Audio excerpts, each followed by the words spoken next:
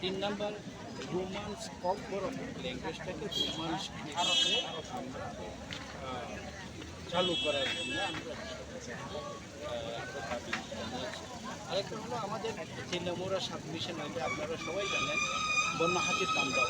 সেই বন্যা-হাতির তাণ্ডব থেকে মানুষের জানমাল মানে ক্ষতি থেকে রক্ষা পাওয়ার জন্য পার্মানেন্ট একটা কি সলিউশন করা যায় সরকারের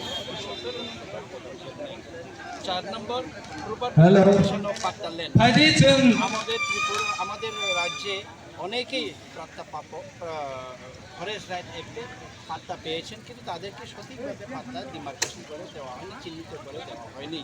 ফলে তাদের জমি কোথায়, তারা কোথায় চাষবাস করবে তা নিয়ে শঙ্কিত, এবং যেটাকে ফরেস্ট বলে এখন ইনক্রুচমেন্ট হচ্ছে।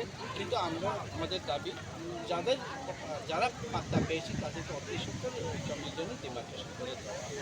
আরেকটা হচ্ছে যে আমাদের রেশন কার্ড পাওয়ার ক্ষেত্রে এপিএল থেকে যারা সুবিধাভোগীরা বিপিএল হওয়ার অন্তত হওয়ার যোগ্যতা রয়েছে, তাদেরকে যখন এসডিএম অফিস থেকে বা ফুড অফিসার থেকে আমরা যখন আমাদের জনপ্রতিনিধিরা সিগনেচার করে আমরা পাঠাই, রিকমেন্ডেশন পাঠাই, আমাদেরকে ওইখানে দেওয়া হয় না, গরিবদেরকে রেশন কার্ড করে দেওয়া হচ্ছে না। এবং সেখানে মানে পার্টি দেখে নির্বাচন করা হচ্ছে না। যে প্রমোটার কেউ যদি রিকমেন্ডেশন তা হবে না, বিজেপি থেকে রিকমেন্ডেশন করা হবে। এটাও হচ্ছে যে বিজেপিতে আসলে রেশন কার্ড করে দেওয়া হয়, দেওয়া হবে, এরকম যেন না হয়।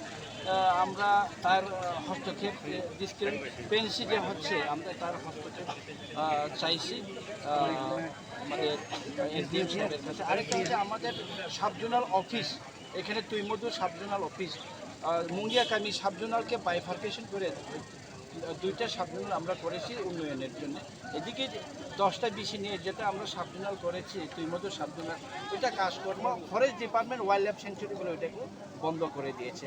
আমরা বলেছি যে এরকম কোনো ডেভেলপমেন্টের কাজে সরকারি ডেভেলপমেন্টের জনগণের স্বার্থে এইসব কাজগুলি রোকা না হয়, এবং অযথা ফরেস্ট ডিপার্টমেন্ট যেন নাক না গলায়, এর জন্য আমরা আজকে ডেপুটেশন দিলাম 7 দফা।